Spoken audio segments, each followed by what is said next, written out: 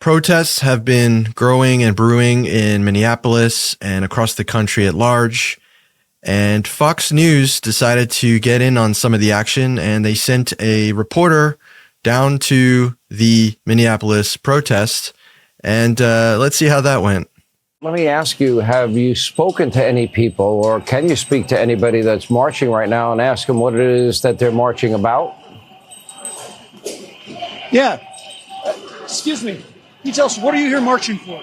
Yeah, absolutely. Sorry, my ears are ringing a lot, so I don't know if I'll hear perfectly. But, yeah, I'm just here because I think it's absolutely disgusting what ICE is doing here. I think it's absolutely important that they're kidnapping people. I'm disgusted that they murdered an innocent human being. And, yeah, the entire thing just absolutely abhors me. This has to stop immediately. What we're seeing right now is frankly an ethnic cleansing. It's disgusting. Hey, Garrett. And it needs to stop. And I'm glad that there's so many people out here trying to stop this because it's just important. And we Garrett, need to stick together to stop this. Does he have a concern that the woman was driving her car at an officer? Does it concern this individual? When you saw this video that is out, did you have any concern that it looked like this woman may have been driving her vehicle at the officer? That's not what it looked like to me at all. And I mean, even if you did assume that was the case, which it absolutely is not, we are supposed to train officers to be responsible in these situations and judge the situation objectively, look at it reasonably. There just absolutely is no justification for this. But again, looking at the video from both angles, I know that there was another clip that came out earlier today from a different angle. You can very clearly tell that she is evacuating the scene. There is absolutely no evidence that there's any attempt to drive the vehicle into the officers. Garrett, last question. What should we do with people that don't obey our laws and come into the country illegally? What do you think we should do with people that have come into the country illegally who are here, is the question. I think they have the right to be here, frankly. I mean, that's just my opinion, but I think they have the right to be here. I think that's just a basic human right is freedom of movement. We recognize that in the United Nations Charter. That, in my opinion, is just a fundamental human right that all nations ought to recognize. And I'm glad that some people are standing up for that basic human right. And what's your instrument of choice? Instrument of choice? I just found a bell in a bag. Someone was handing out free stuff, so there we go. All right, Garrett. I bet Fox News is regretting that last question, especially since Sean Hannity did not ask the correspondent to ask him that. But it just shows you what a nice, normal, logical human being this gentleman was.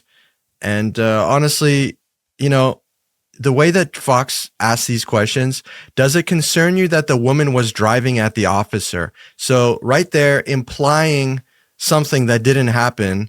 That's what propaganda is. That's how this network operates. They don't ask, like, what did you think about the footage that's been circulating? Do you think she was driving at the officer? Do you think she was turning away? Do you think she's innocent? Is she guilty? That would be a normal, fair, and balanced question. But instead, it's, what do you think about the fact that she was driving at the officer? Propaganda, folks. Mike, what do you think? Couldn't agree more. Like you said, to be able to put that kind of spin on it, that is kind of Fox's bread and butter there, even though they claim to be fair and balanced. And I think you bring up a great point as well about the final question there about the instrument of choice and how it just makes him, you know, he's just having fun out there. You know, there's a little bit of silliness at that last moment, ringing the bell and whatnot, and how he talks about, oh, like, I don't know, I'm not really committed. I just picked this thing and whatever. And it kind of diffuses the potential for there to be like a heated moment caught on camera and whatnot. And I think that's important to highlight because the right, in particular, the right-wing media, but I would say especially the Trump administration, like I would argue the pressure comes from the tippy top that pretty much all these people who are on the left are radical lefts, lunatics. Like they're looking to riot, they're looking to steal, they're looking to fight, they're violent, the violent people who just can't be satiated. They're Trump deranged, like they're crazy. And it's like, we can see that this is just a normal person doing normal things.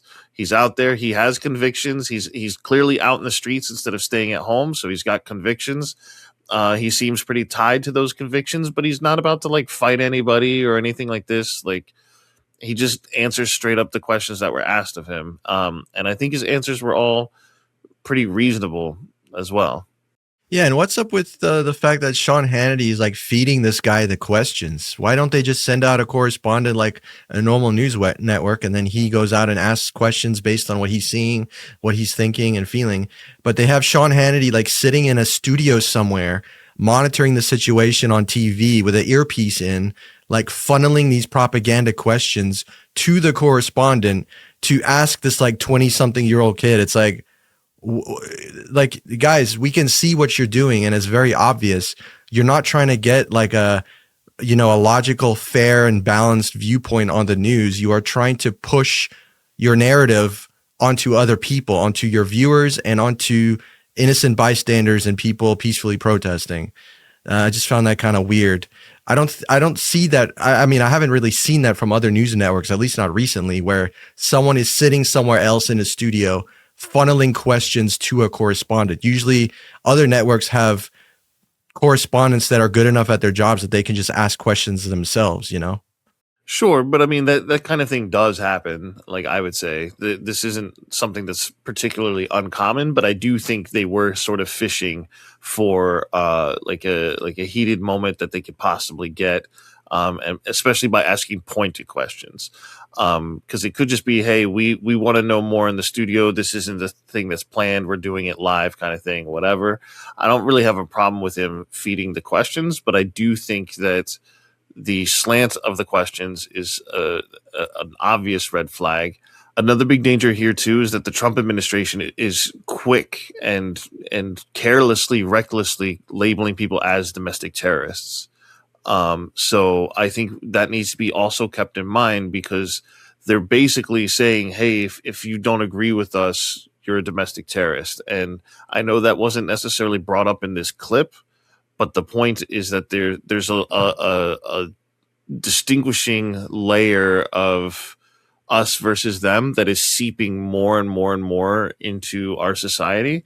And by seeing these questions be pointed, it's sort of like a whose side are you on kind of question. And I think that if you come out against it and you say, oh, well, he was in the wrong, anybody can see that, blah, blah, blah. I think normal people would agree that at the very least, even if you don't agree with this person's assessment, that, okay, they're just having an opinion. But the problem is the narrative from the top is that these people are domestic terrorists. Oh, she was a domestic terrorist. She was breaking the law by blocking traffic, even though she was not blocking traffic. She was waving people forward. And the DOJ policy that has to do with use of force towards people that are in vehicles that are fleeing the scene prohibits the use of force here. So no matter which way you slice it, this guy is in the wrong. And for the administration to just throw out that Renee Good was a domestic terrorist, like within minutes of hearing the news, is just crazy. And because they've done that, they now have justification to sort of whitewash whatever happens. And if that can happen to her, it can happen to me, it can happen to you. So yeah, this is definitely something that we need to pay more attention to, keep an eye on, and obviously, stand up against. We can't just sit back and let it happen. Trump was one of the first people to comment on the Renee Good incident. And like you said, within probably minutes, he was calling her a violent extremist who is a domestic terrorist before any investigation, before any evidence other than like the cam footage we saw, before any official testimony, before nothing, no FBI announcement, no DHS, nothing. Trump just immediately sets the narrative. This is how it works. You come out first, you set the tone, you set the marching orders, and then, your followers need to obey what you say. This is how it works, folks. Just look at how Trump operates around this whole incident, and you will see that we're in some pretty interesting times. So put it that way. One final thing too is that Trump also labeled her as a paid agitator, or excuse me, I think he technically labeled her wife Becca as the paid agitator. So within minutes as well, with no evidence at all, we're just asserting this is a paid agitator. People are paid to be out here. And that's been a long-standing conspiracy theory for years now, that, George Soros is like paying all these people to protest. Even though during the campaign, you literally had Elon Musk paying for people to canvass, and there were some scandals related to that in terms of how he treated them and whatnot, and misleading people there too. But that's a whole other can of worms. But anyway, it just shows that, like, let's just pick a random person off the street.